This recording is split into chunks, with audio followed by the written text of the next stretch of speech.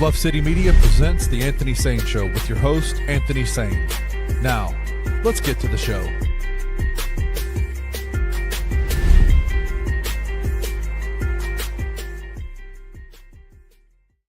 What's up, everybody?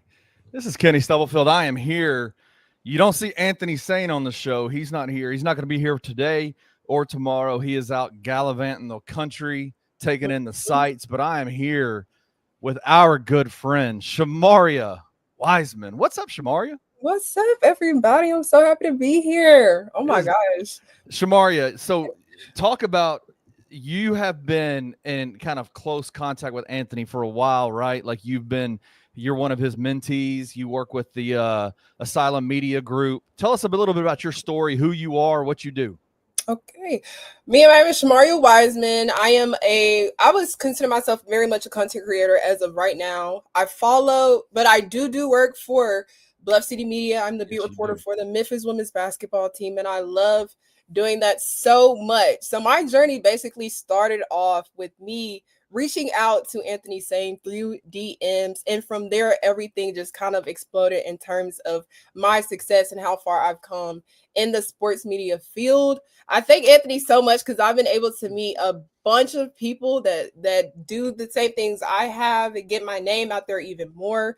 I'm also in college. I do it to the University of Memphis, majoring in journalism and everything like that. I popped off on TikTok. I went viral on TikTok for one of my takes. I currently have a YouTube channel where I talk more in depth about the WNBA. Shout out my co-host Jordan, who actually does obviously work for me as well. But yeah, that's pretty much it. Shout out. Let me tell you, the first time we met at the studio when we had our studio out in the Cordova area, and you came in and you were super quiet. You sat in the corner and you were just kind of just taking everything in and watching Anthony work and just kind of learning. You're learning the ways. But I'm just telling you, I want to tell you on behalf of Bluff City Media and what you do for us as the Memphis Tiger basketball beat writer. I'm just super impressed by you. Like, you're phenomenal at everything you do. And so keep grinding. I'm happy to have you on today.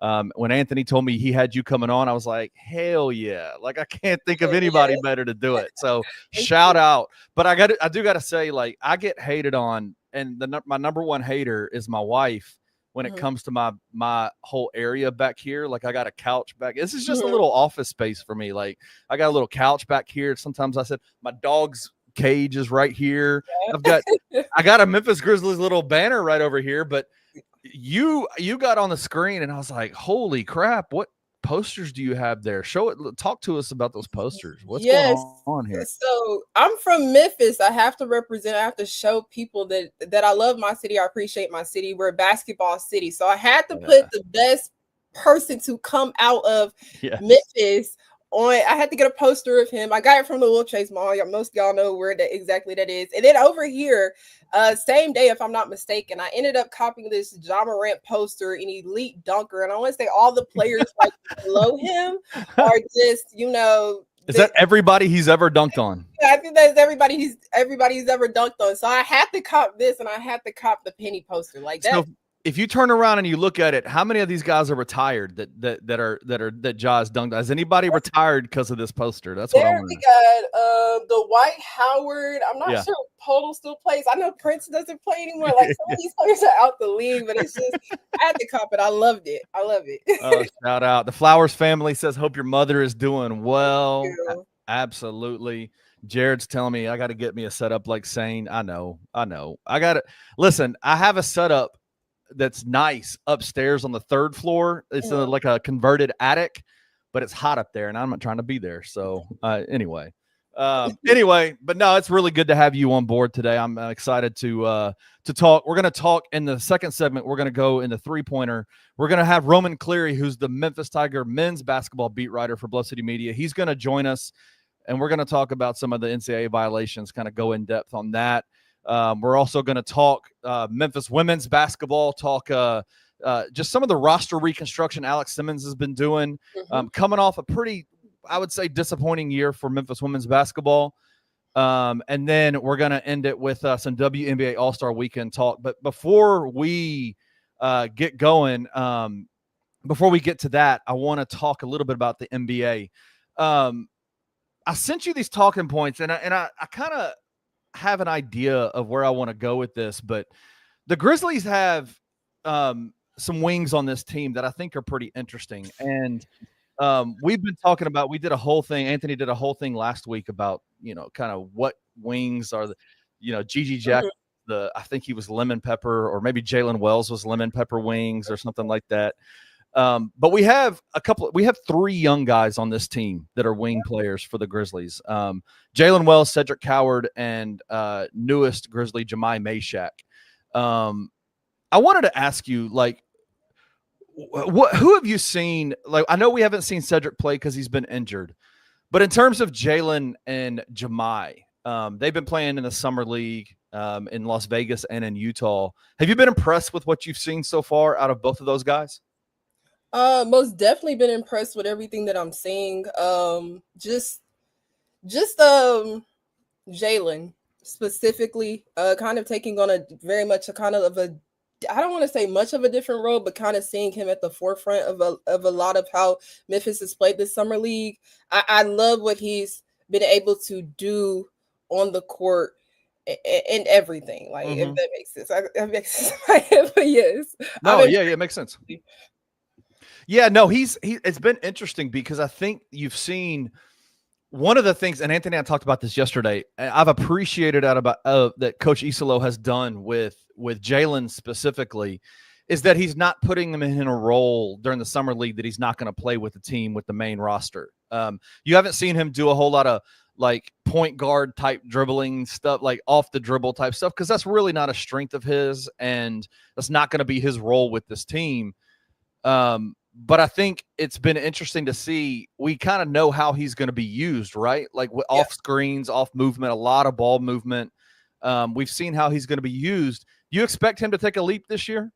Oh, most definitely expect Jalen to take a leap. And I think last season, the fact that he kind of, I don't want to say over-exceeded expectations, but came in and basically filled a role that needed to be filled. Yeah. And I would actually, over-exceeded. Yeah. Because I didn't really have, if it makes sense, I didn't have high expectations for Jalen to come in and do what he did. Ended up being the best perimeter defender on our team and all of this. So since he was so well his rookie season, I do have more expectations for him. I expect him to obviously still be a better defender, better shooter, all of these things. But yeah, I do obviously expect Jalen to take a leap next season.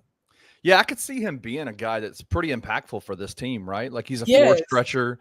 It's going to be really interesting. One of the struggles that I think the summer league team has had is they haven't had a really good point guard on this team. Yes. And, Scottie Pippen Jr. last year for the summer league team just absolutely dominated, right? Yeah. Like just was killer. They haven't had that. Unfortunately, it looks like Zion Pullen might have he might have overstayed his welcome a little bit, like with a 2-way contract. But it's been interesting because I think you haven't seen him play with a point guard, especially a point guard like Ja Morant, who capitalizes on floor spacing. And that's where I think Jalen is going to be able to stretch the floor pretty well for this Grizzlies team. But I have been incredibly impressed with Jahmai Mashack. Yes. What did you know about him? You cover college basketball. Like, what did you know about Jahmai Mashack before he came to the Grizzlies? Primarily was just the fact that he was a defensive monster. And obviously, what more could you want from a player like Mashack? Like a hustler, which is in a big identity of this Memphis Grizzlies team.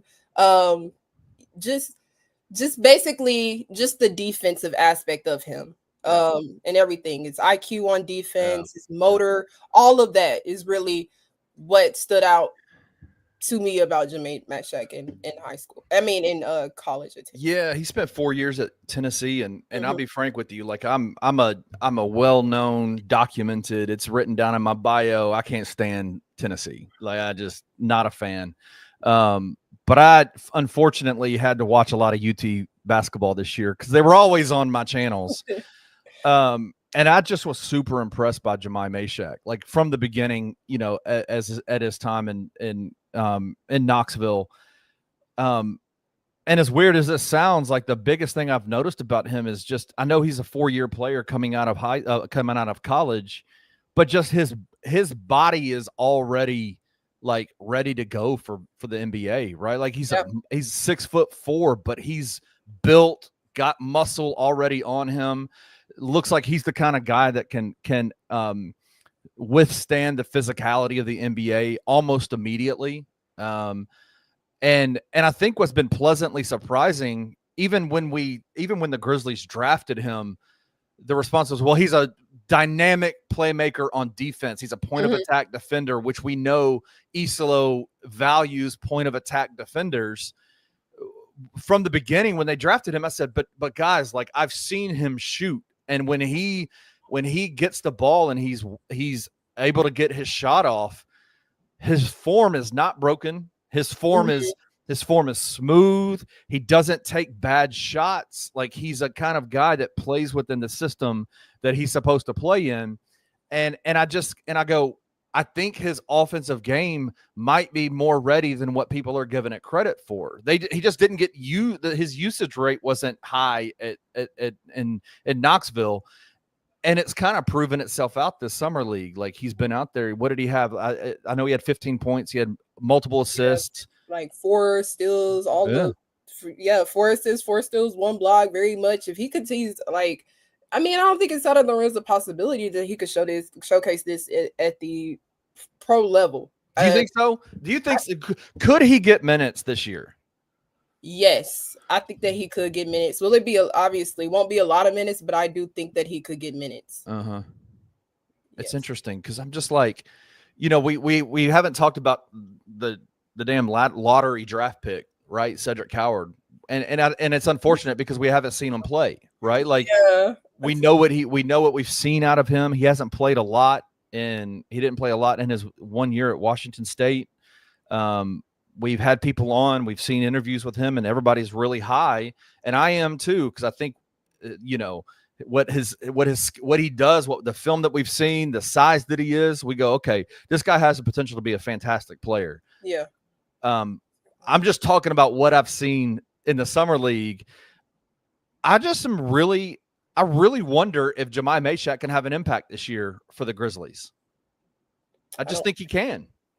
I don't think that that's too crazy. I don't think it'll be a crazy impact like we spoke earlier. I don't think it'll be a crazy impact in comparison to Jalen Wells and things like that. But yeah, coming off the bench definitely could be somewhat impactful, I would say. I'm ready to see Cedric Coward play though.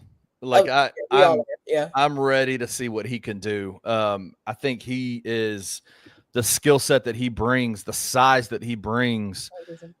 It's just going to be an interesting thing, interesting development. You've got guys who are all point of attack defenders, guys who young guys those 3 guys are known. Jalen Wells, Jahmai Mashack, and Cedric Coward are known for what they can do defensively. I'm super interested to see what they can do. I'm excited to see what kind of impact they can have for the Grizzlies this year. Let's move on to the next topic. I sent this to you because I'm so interested in this. Full transparency. I'm a LeBron James fan.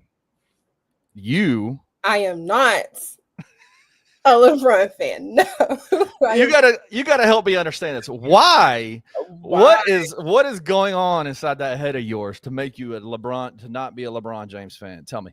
I am a huge Kyrie Irving fan. Kyrie Irving was one of the very first players that I clung to when I started watching basketball. So, the confusion over there in Cleveland, with his departure, I kind of... You felt some kind of way about that, huh? Felt, some kind of way about this. Yes. But it seems like LeBron and Kyrie have mended fences. Is there any way we could get a LeBron Shemaria mending of the fence? I think we could before he retires. I'm not gonna lie. LeBron is the greatest player that having watched basketball while he's been the best player during the amount of years that I've watched, of course. So I've rooted for him in a lot of years, but I think once he retires, I'll probably be that fan. King Meeks is a hater, bro. King Meeks is a hater. I'm not a fan. He's not a fan either. You join Shemaria in that. Well, if the Kyrie Irving and LeBron James fallout relationship got LeBron on your bad side, it feels to me like we might be heading in that same direction with LeBron James and Luka. Yeah. Have you seen the report? Did you see the Ramona Shelburne? What's his name? Brian Windhorst. LeBron James' best friend, apparently, according to Brian. If you listen to Brian Windhorst, they're best friends. Yeah. They put out an article last week, I think, where it was talking about, it was highlighting this this meeting that Rob Pelinka and JJ Redick, general manager and head coach of the Lakers, had with Luka at the start of the offseason a couple of months ago. Mm-hmm. And they had this meeting with him where they brought binders, and it was at this famous LA restaurant known for this amazing food and celebrity and all this kind of stuff. And they brought this binder out, and they had things they wanted to do, right? Like actions they were going to use for Luka, and players that they wanted to, bring around alongside Luka. And the main thrust of this article was that the Lakers had basically moved on from LeBron in terms of it being LeBron's team to now this is 100%. We're putting all of our eggs in the Luka basket. Does it feel like to you that LeBron is responding to that? Because it was almost immediate. You get this response of, I don't know what I'm going to do. I might take this. I might, I might opt in on this extension. There's trade rumors out there about could go back to Cleveland. Dallas is out there. Steph is calling over in Golden State. It just seems like, and then there's a report that comes out that LeBron doesn't like playing with Luka.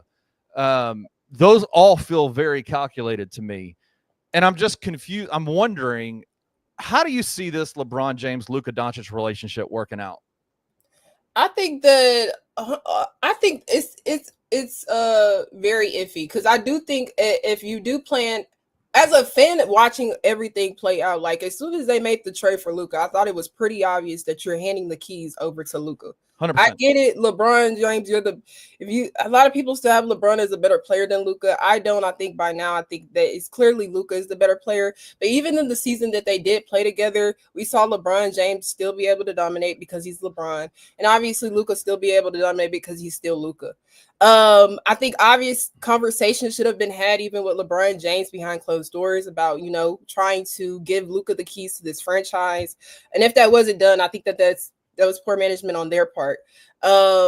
Shockingly, Rob Pelinka is a poor manager of rosters. I'm telling you, I've never seen anybody do what he's such a fraud in my opinion. Mm-hmm. And he just got bankroll behind him to be able to just make up for it. And ESPN's helping, the NBA's helping, all that kind of stuff. They're all helping Rob Pelinka do his job. So keep going. I'm sorry. I just need to get that out. And I think that LeBron James just got to make calculate everything, make it about him. And then I've also heard the trade rumors. I don't agree with them. I heard he wanted to go to Dallas. I'm a Dallas fan by default because I'm also a Kyrie fan. Yeah. I don't think he should go to Dallas because I really like what Dallas has over there. Same with Cleveland. Cleveland is still fairly young. I don't think there's a point in gaining LeBron James. As far as the play on the court, I think that I think that they work together. And they worked together. I think they went like 15-8 last season in the games where they did play together. Yeah. I think that they work together. I think LeBron James has to continue to play off ball because I don't think Luka is a better player off ball than LeBron James at all. And then you went and the team still had some struggles in certain positions. And then the offseason, they've been able to make some important moves to get a tad bit better. The addition of DeAndre Ayton, I thought was huge. He's a lob threat. I thought it was huge. They needed a 5. They got a 5, the best 5 on the market.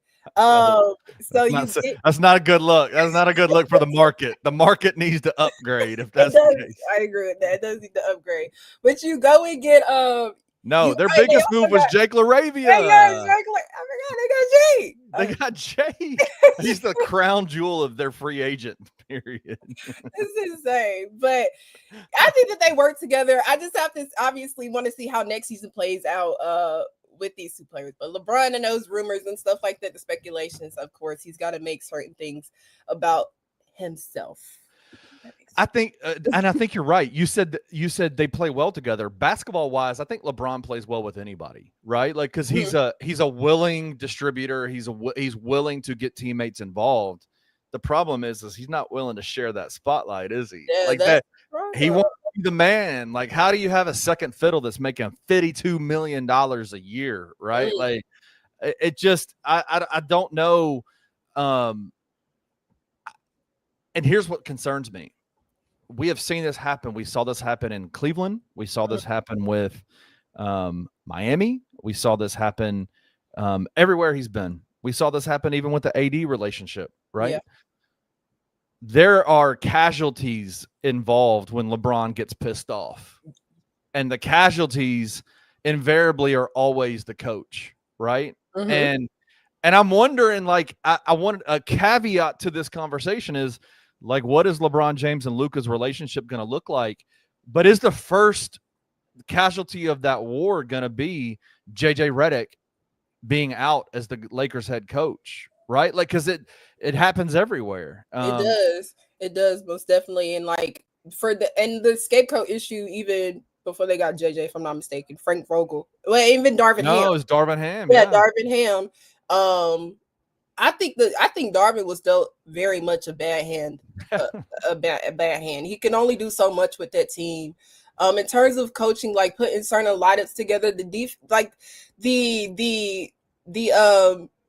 some of those players didn't play up to par, and that ultimately it just didn't look good for Darvin Ham. And I felt bad for Darvin Ham because, like I said, I just think he was dealt ultimately a bad hand of cards. And the same could be said about JJ Redick if things do not go as planned for this Los Angeles Lakers team. Well, I mean, I think JJ's proven himself. He's a competent coach. He is. Wouldn't you say? Like, he's not they run really fun stuff. Like I think he says the right things, the way that he communicates. He's very clearly willing to call out players. He's very willing to, you saw him there was some reporting out from LA at the end of the season. This man said straight up, told Luka, you better get in shape, bro.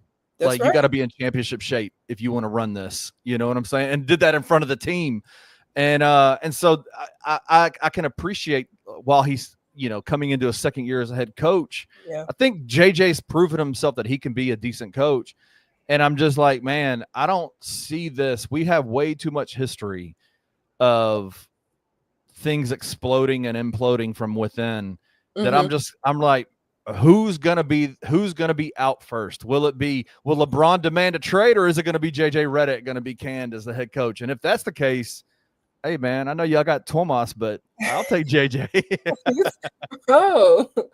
Hey, everybody, Sister Girl got a dope background. That's what I'm talking about. Yep. Jared Davison says the more time that goes on, the more I'm convinced Bron didn't want to stop playing with AD. I don't know about that. I feel like that was a definite LeBron James move. Do you think that was? I don't know. Do I think it was LeBron?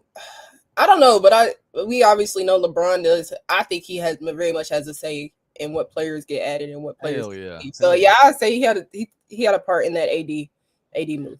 By the way, you said Scruggle.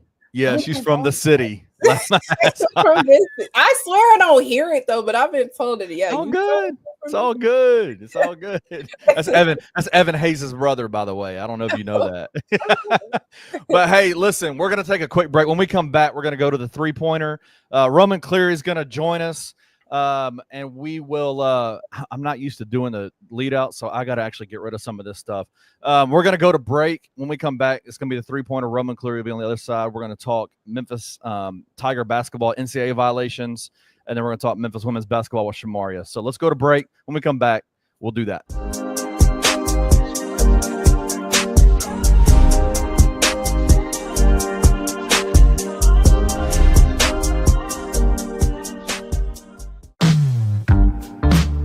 Choking and token. The Mid-South's first cannabis-themed jiu-jitsu tournament. August 16th at Midtown Krav Maga and Jiu-Jitsu. At 1 p.m. 21 plus to compete or consume. Consumption not required. Ounce of Hope is licensed by the state of Tennessee. This is all 100% legal hemp products. Everything's good to go. We'll have gi divisions. No gi divisions. Madison bracket, guaranteeing 4 matches per division, plus an absolute winner. Each fighter receives an Ounce of Hope gift bag, and there's prizes for every winner. Check out the link below to sign up.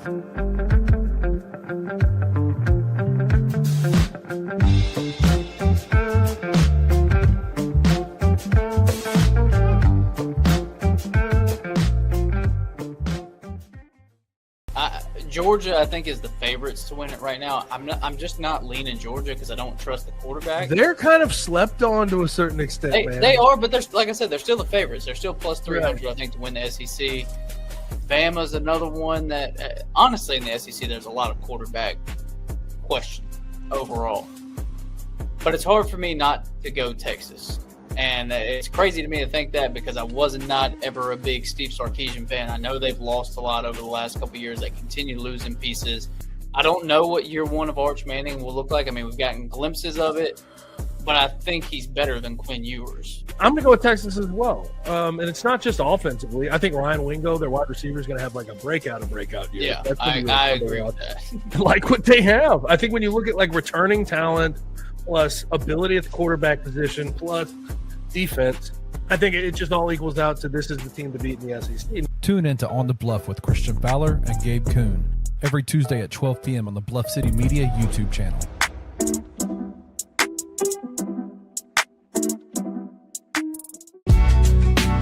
In the heart of the Highland Strip for 27 years, Trilogy Tattoo has helped tell stories for Memphians for generations.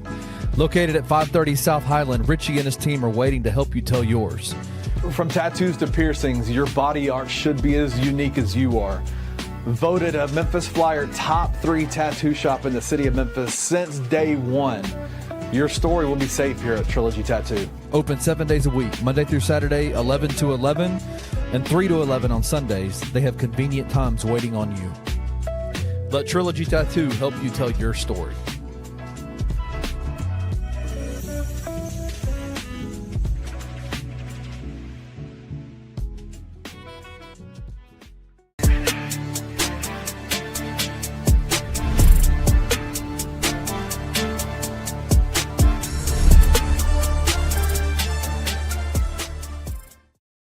All right, we are back. While we were at break, King Meek says LeBron's going to get Nash a job. I can't think of would you take a job podcasting with LeBron James to get you into the NBA? Would you want to do that? I don't know. That's iffy. The single greatest pathway to get a job with the NBA is very clearly co-hosting a podcast with LeBron James, right? But Nash has also had his time coaching, and it wasn't really. I don't know. I think he was kind of done dirty in Brooklyn, right? Like what? Okay, yeah, I can get down with that. He was done dirty. What was wild about it was that you remember when he had the job and Kevin Durant came out, Kyrie came out, and who was the third? Was it James? Yeah, it was James, wasn't it? And they were like, "This is a player-led team. There's not really a coach out here." And I was going, well, that's not going to work at all. And it did not. Well, listen, if you are looking for a job, if you are a tattoo artist out there and you're looking for a job, there is not a better place to start a career than at Trilogy Tattoos in Memphis, Tennessee. Listen, man, Trilogy Tattoos has been around for 27 years. And literally, Shemaria, you just got old enough to get a tattoo. So you can go get one. But if you're looking to get into the tattoo world, every shop in the city of Memphis is basically spawned off of Trilogy Tattoo. Like if Richie Jarvis is the LeBron James of tattoos in Memphis, Tennessee, go check them out. TrilogyMemphis.com, proud sponsor of the Anthony Sain Show. Let them tell your story. I've got 13 tattoos altogether. 8 of them are from Trilogy. My latest one is from Trilogy, and they all mean something to me, right? Like I get a tattoo because it means something to me. Let them tell your story. That's what they want to do. And if you're a tattoo artist and you want to start a career, go talk to them. They got apprentice programs. They got all that kind of stuff. It's a great place. Super clean, right off the Highland Strip. Been there for 27 years. It's longer than you've been alive, That Shemaria. is longer than I've been alive. Yes. Oh man, shout out to Trilogy Tattoos. But let's get into the 3-pointer. We have 3 things we want to talk about. To do that, I'm going to bring in our guy, our good friend, Roman Cleary is here. Roman is the beat writer for Bluff City Media for the Memphis Tiger basketball program. Roman, what's up, man? Can you hear me? Not much. Let's now go to the guy who's far too pale to ever make a tattoo look cool. No. Trilogy, though. You can't. What tattoo? If you had to get a tattoo, Roman, what would you get? We got a major lag here, Shemaria. I have no desire to get one, to be honest. So, can you hear me, Roman? I don't know. Yeah, I can hear you. Okay, cool. Well, let's do this. We're gonna get right into it. Roman, I want you to do me a favor. Obviously, the NCAA announced yesterday that Tigers were hit with NCAA violations. For those that don't know this is all about the situation that happened with Malcolm Dandridge a few years ago. And there is only one person that is the foremost expert on that situation, and that is the very person that broke the story, Shemaria. And that person is in this show right now, Roman Cleary. Roman, kind of talk to us about the things that happened that caused this to be an issue, and then yesterday the ultimate culmination of what the NCAA decided to do to Memphis. What happened there?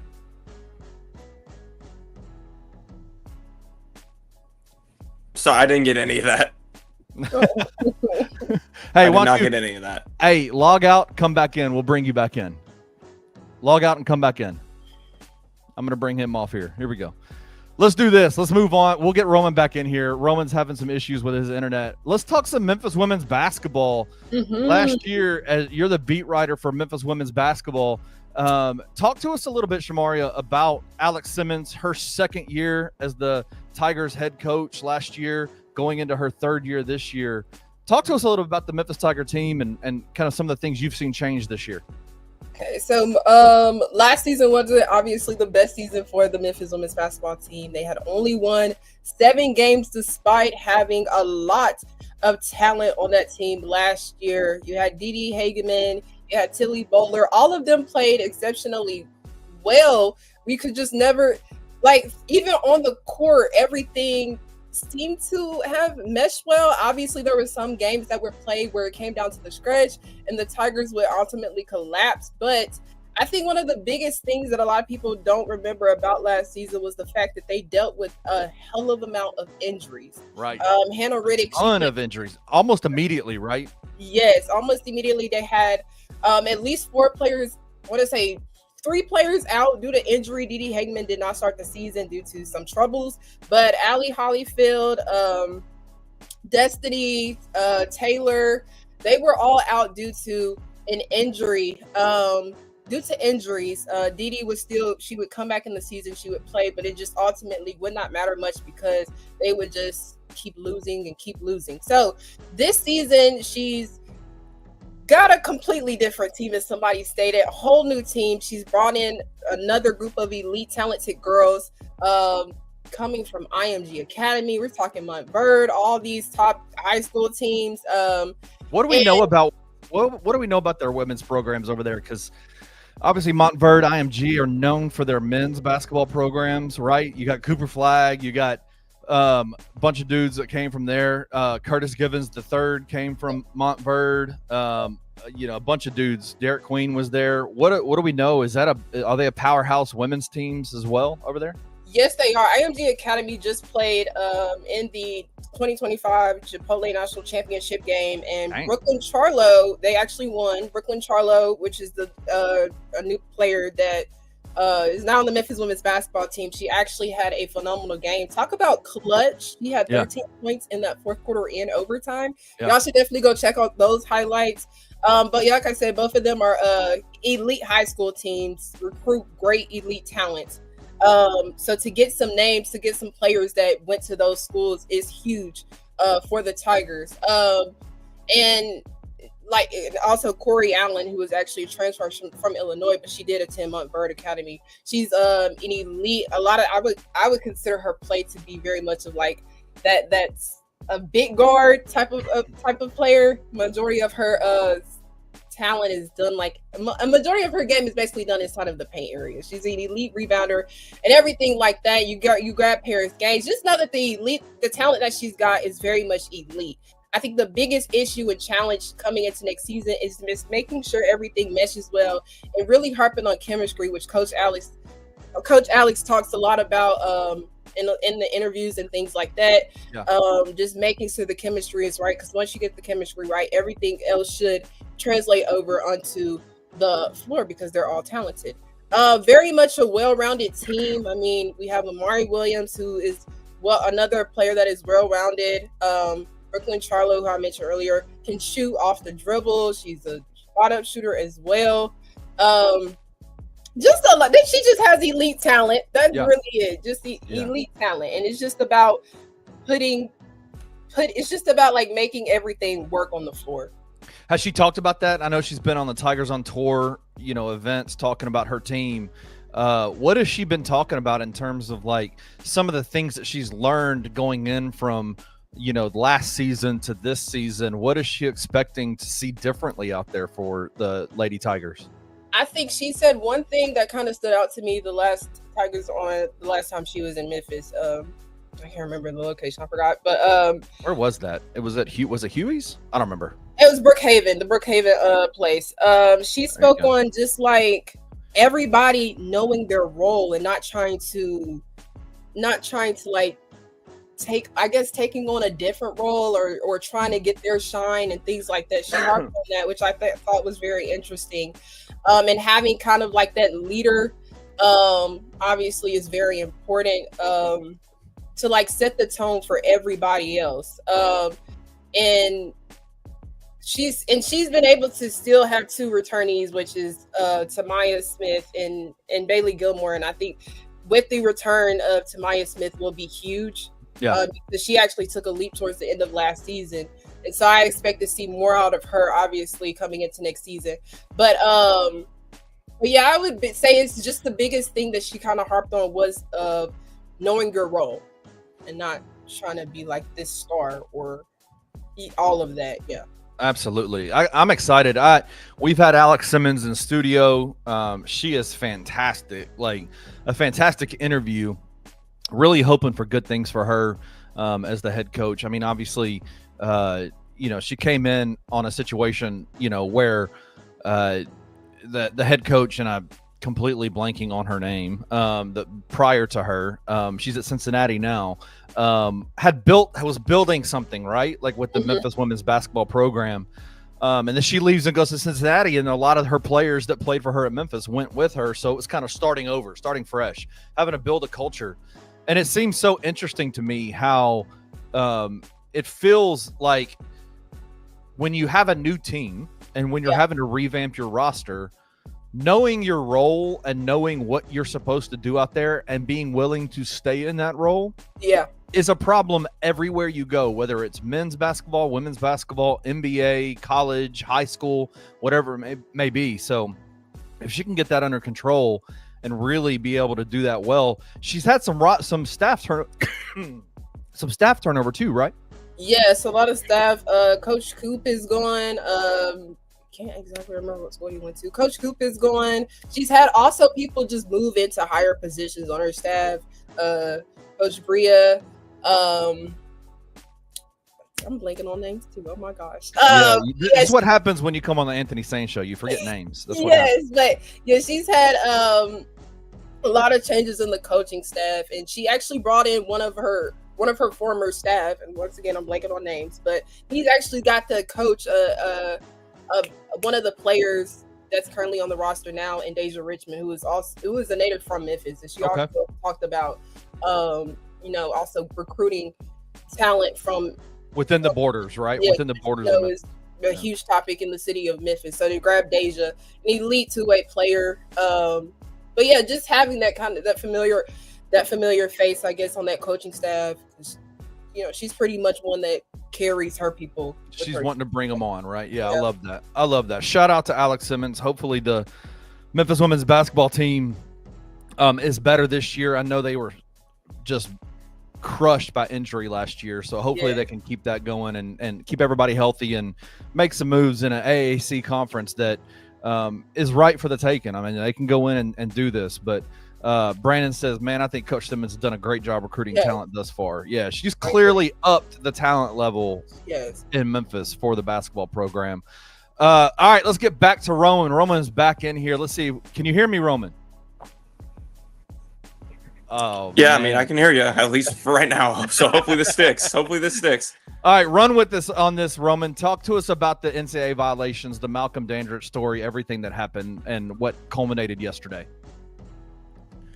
Well, the Malcolm Dandridge thing is a bit of a personal thing for us, as some of you watching might know, because we're the ones that kind of started this roller coaster. That fateful night, I believe, was February 23rd, 2024, at approximately 9:30, 10 o'clock at night. We dropped the big bomb, the initial big punch that Malcolm Dandridge was involved in, at the time, alleged academic violations. Obviously, those are far from alleged at this point. He's been officially indicated in these violations, this academic scandal, if you will, by the NCAA, along with 2 volleyball players and the former academic advisor, Leslie Brooks, as well. So yesterday, the NCAA officially handed down sanctions on Memphis, and it's really sanctions in a technical term because it was really a pretty light slap on the wrist. Memphis didn't really suffer too harsh of penalties, an additional 2 years of probation, but probation doesn't really mean anything for Memphis at this point, if we're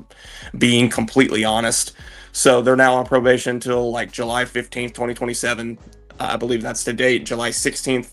They're on probation until July of 2027, essentially. They got to forfeit 1% of the combined budget of men's basketball and softball, and they got to pay a $30,000 fine. So really not much on Memphis' end. They also have to vacate the wins that Malcolm technically participated in while he was ineligible.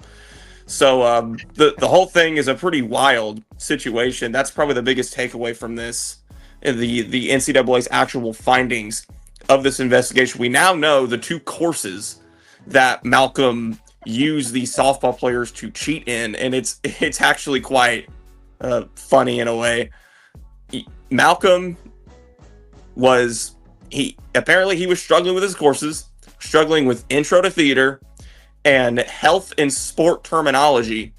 And this academic advisor, Leslie Brooks, quote unquote, felt sorry for him, according to the official NCAA report.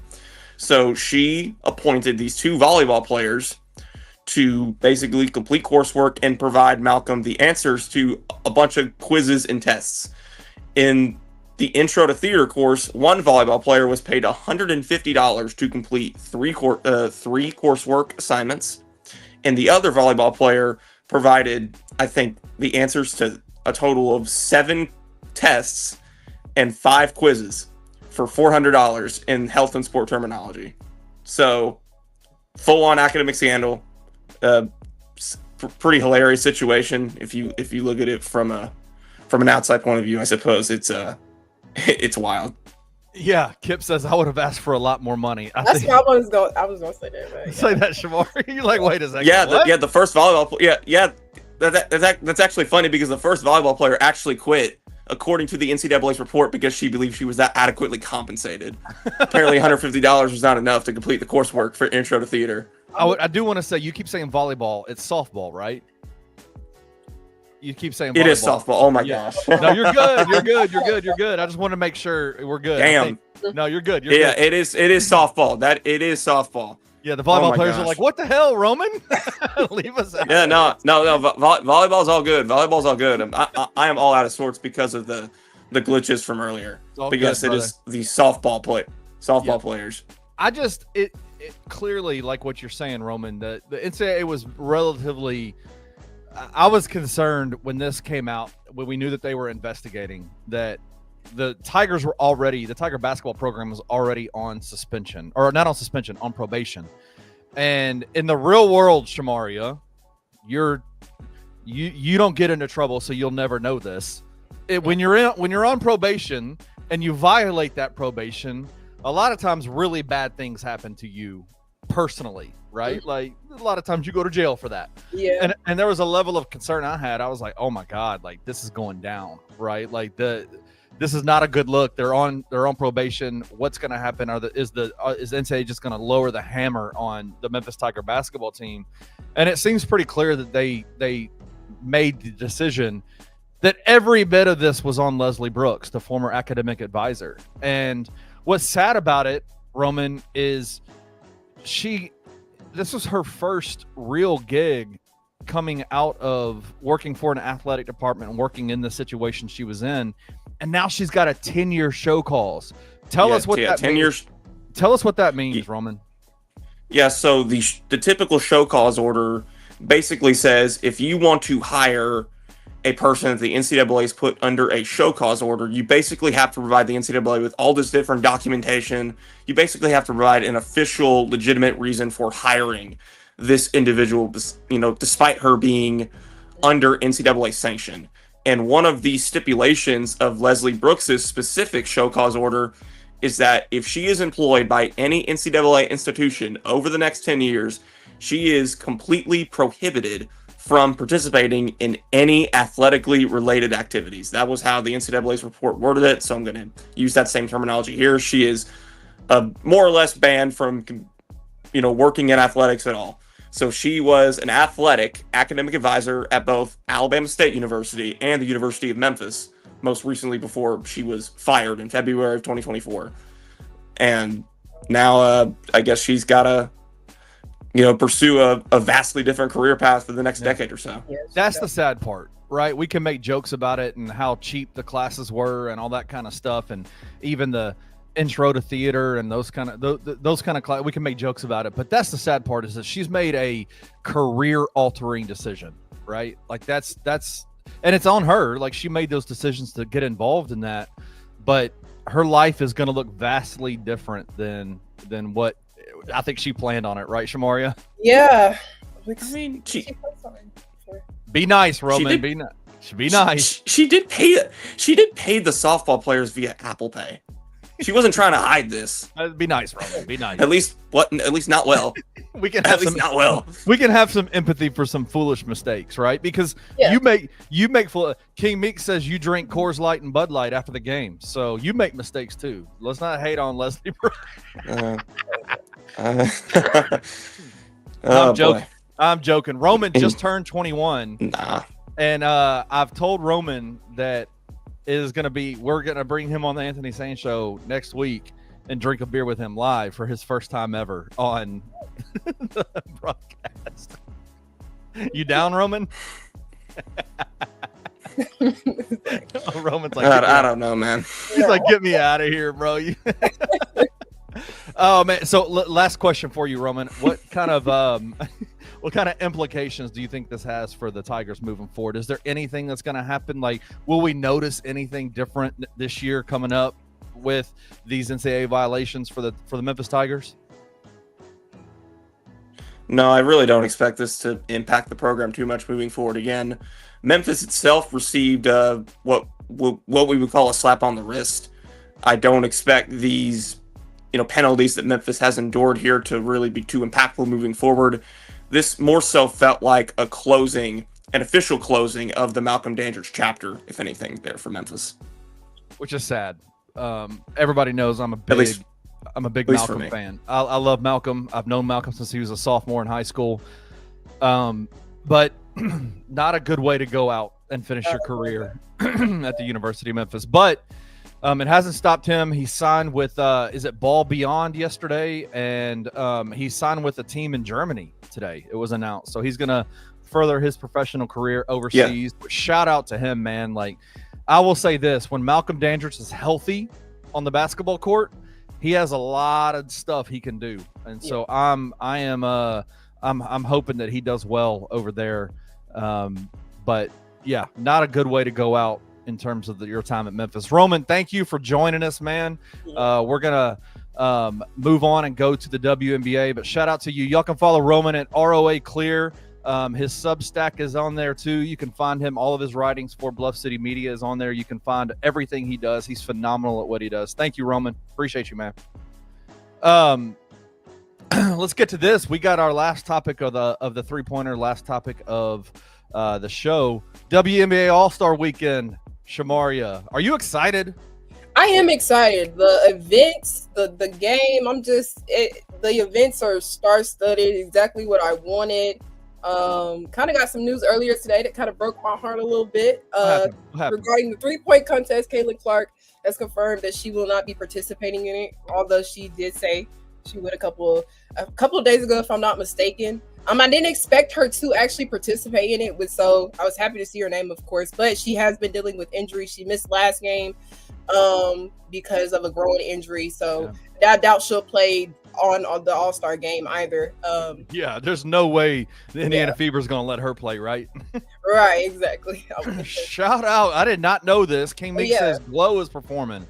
He is. That's crazy. Memphis represent. We were playing volleyball the other night with my wife, and she put on Let Her Cook right before the game. We had to go hard. We had to get pumped up. But shout out to Glow. What else about the All-Star game are you excited about? Get to see really just the 3-point contest and the skills challenge, seeing Alicia Gray possibly, she participated in it last year, both events. She's in both events again this year. She could take home both the 3-point trophy and the skills challenge trophy. So just excited all in all for really just those 2 challenges, not so much the All-Star game. Of course, it started with it, but that's really it for All-Star. What? Of course, how does the WNBA do their All-Star game, Shemaria? Do they do it? Do they try to muck it up the way the NBA does, or do they actually have a normal All-Star game? They actually have a normal All-Star game. Both teams are competing. I know sometimes it varies, obviously, depending on because I know last year they did Team USA versus the All-Stars, which was fun. That was a good game too. Mm-hmm. That was a great game. So this year they just basically I think it's kind of similar to the NBA in terms of who's the captain, who's the other captain. And then they're just drafting the players that they want. So it's not like an East versus West type of ordeal thing or anything. Got you. Who do you expect to show out? So where is the WNBA All-Star game, and who do you expect to show out during this game? It is in Indiana, so to no surprise, of course, Caitlin Clark is the captain, and she got some girls, her teammates on her team. Who do I expect to show out in this event? That is a great question. I'm going to go. I'm going to harp on. She's just coming to my mind. I'll have to say Aaliyah Boston, just because she's playing in familiar territory, of course. She's also having a stellar season. You could argue she's been the best player on her team. Yeah. Definitely, to me, has earned some MVP talk consideration. So I'm just going to say Aaliyah Boston, once again, putting the whole league on notice about what she can do on the court. She's so good. She's so talented. Yes. So good. Man, obviously it's hard to go a single time talking about the WNBA and not talking. We've already mentioned Caitlin Clark, so we got that. The check will clear. We'll get that. You can't talk, you got to talk Caitlin Clark, right? But how can you talk Caitlin Clark without talking Angel Reese? What have you noticed? She's second year in the WNBA. Gosh, she's been playing well, hasn't she? She has been playing phenomenal as of recently. Oh my gosh. She also too dealt with an injury last game, so she didn't compete. They took on, if I'm not mistaken, the Atlanta Dream. Like I said, she didn't play. She dealt with a leg injury. She's the only player in the league averaging a double, 14 points and 12 rebounds. We know that she's the rebound queen. I think that she's the best rebounder that the league has ever seen. What she does is just next level with the rebounding stuff. So she, despite the struggles her team is having, Chicago isn't the best of the best team in terms of the people that surround her. She's still holding her own. She started off the season pretty rough in that sophomore slump, which is what Caitlin's kind of in right now. But Angel has been able to pick it up and be phenomenal. We were talking about this in the green room before the show started, and I get so frustrated, no matter who it is, whether it's a WNBA player, whether it's an NBA, college, high school, whoever, where we just look at a player and say, this is their final form, right? Like what they can do. And it's just so crazy to me how people have just final formed Angel Reese into a kind of a meme, right? Where they kind of just joke about, her abilities. And I just look at her and I go, man, we were talking about it prior to the show. Like, there was one thing that she needed to do to become an effective offensive player, and that's literally slow down. Just slow down a little bit in the post. Like, you rush a shot at the post, it's going to bang off the backboard. It's going to be off. Like, just slow down a little bit. And we're starting to see her do that.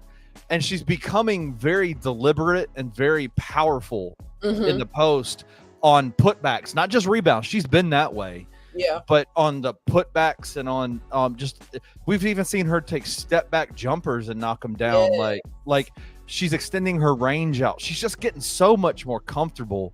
And it's really cool to see because she's in her second year, Shemaria.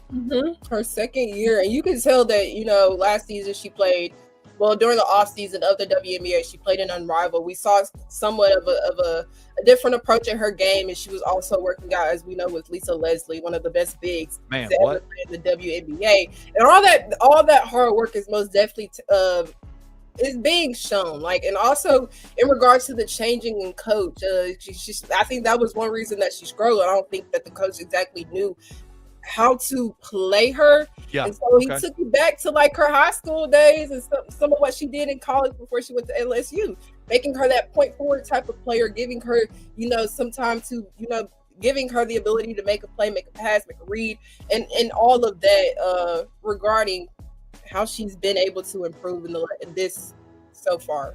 Yeah, I love it. I'm happy for her. She's doing really, really well.